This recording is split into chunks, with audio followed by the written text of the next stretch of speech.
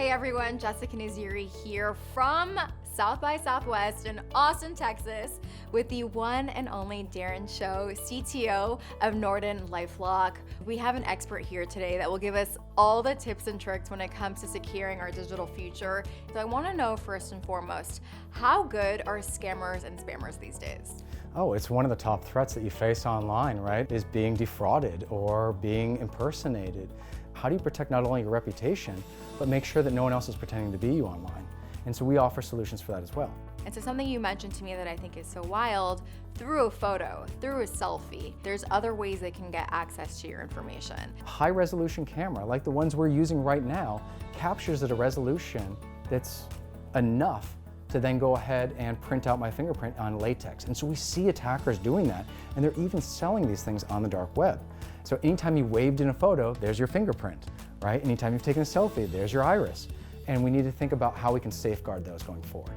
My son is in preschool, and when school started, I found a lot of friends were posting pictures of their child and what school they went to, their name, their grade, their teacher, and immediately I'm like, this is not a good idea because someone can come and pretend they know them and find all this information or even create a different identity for them. So what do we as parents need to know to safeguard them, and what do we need to practice? I think one of the best things to do is what you're doing right now, which is talk about it. If we raise awareness, we empower people to make decisions. I don't know that everybody is aware that all that information can then be used to create synthetic identities, can help people that are stalking.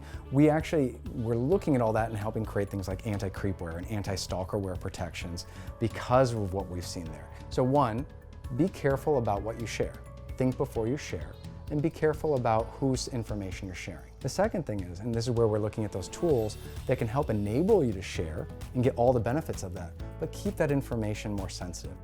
We all live by Wi-Fi. It should be a basic human right. So when we're at the airport, right? I feel that way. They go into withdrawals without it. I know, and I get sad when I have to pay for it, But the truth is, free has a cost to it. Always. So I know what you're gonna say, but this is a really good tip that most people should know. Don't get on public Wi-Fi.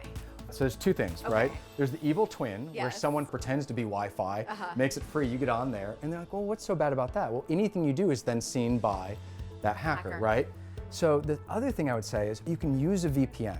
What I don't think a lot of people really appreciate, though, is the combination of having both your anti-malware, your endpoint protection, and VPN. VPN helps protect what I'm saying to you over Wi-Fi or any communications between devices. But if you don't protect your device, then anybody that attacks your device still gets to see it. So really, ideally, you want to have both. And that's why we bundle them together quite often. I wanted to ask a few rapid fire questions. Okay. Is it safe to shop on Instagram, TikTok, Facebook? I love doing it because I'll sit there and say, oh, I like this product, I want it. In some cases, that's fine, but you have to be aware of, do you trust that you're actually going to get that item? The second thing is you can share less information than they're asking for, and that's something I always encourage. Just try to give the bare minimum when you're shopping online. My next question is, oftentimes when you're creating an account, you can either log in using your Facebook or Instagram, or you can just create one separately. Which one would you go with? There's convenience in using one account to rule them all.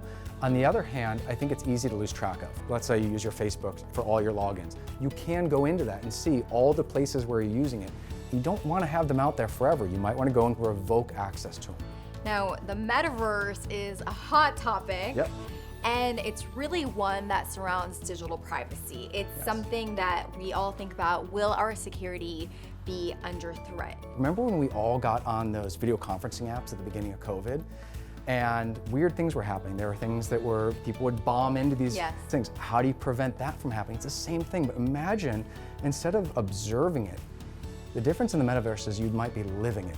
We're trying to get ahead of these things so we can have a brighter experience of these technologies. There's new opportunities to build entirely new protections in there to keep it safe. So I'm overly optimistic about it. Thank you so much for your time. This has been a wonderful discussion. Oh, I learned so much. I don't want it to end. And we can't wait to hear from you again soon. Oh, I would love that. Thanks for having me. Thank you.